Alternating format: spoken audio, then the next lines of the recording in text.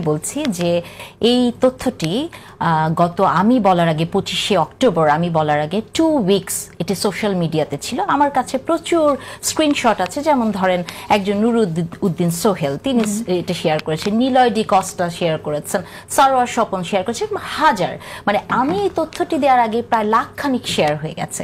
তো আপনি আমাকে বলেন যে একজন সাধারণ পাঠক হিসেবে আমি যখন একটি তথ্য জানবো সোশ্যাল মিডিয়াতে সেটি ঘুরে বেড়াচ্ছে, এটি কি দেখার দায়িত্ব আমার যেটি সত্য না মিথ্যা?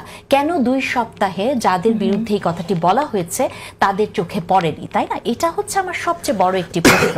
এবং আমার কাছে কোনো এআই সফটওয়্যার নাই বা আমার সেই বিচক্ষণতা, মানে আপনি জানেন যে একটা এগুলো বোঝার জন্য একটা প্রফেশনাল নলেজ থাকে, এবং এটা দেখার দায়িত্ব কি সরকারের না? কোনটা মিস ইনফরমেশন কোনটা ডিসইনফরমেশন পড়ান, তাই না?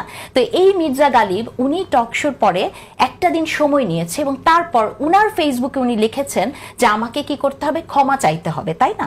তাহলে এই যে আমি তো মনে করি যে মব ক্রিয়েট করা, নারীর প্রতি এক ধরনের সহিংসতা ক্রিয়েট করা, ইনস্টিগেট করার পেছনে উনি আছেন, এখানে উনি তো এই কাজটি করেছেন।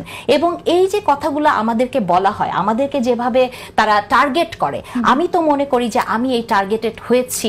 উনি উনার কালকে আমি উনার যে ইন্টারভিউগুলো দেখেছি ওখানে উনি বলেছেন যে আমাকে বলেছিলেন যে আমি যাতে ক্ষমা চাই বা বক্তব্য উইথড্র করি। উনি এই বক্তব্যটি মিডিয়াতে দিয়েছেন। এই ঘটনার পর থেকে তো উনাকেও মিডিয়ায় দেখে আমার এআই মনে হয়েছে, আমার মনে হয়নি যে উনি এটা রিয়েল বক্তব্য দিয়েছেন। এখন উনি যেটা রিয়েলি বলেছেন মিডিয়াতে, এটা আমি বিশ্বাস করব কি করে, তাই না?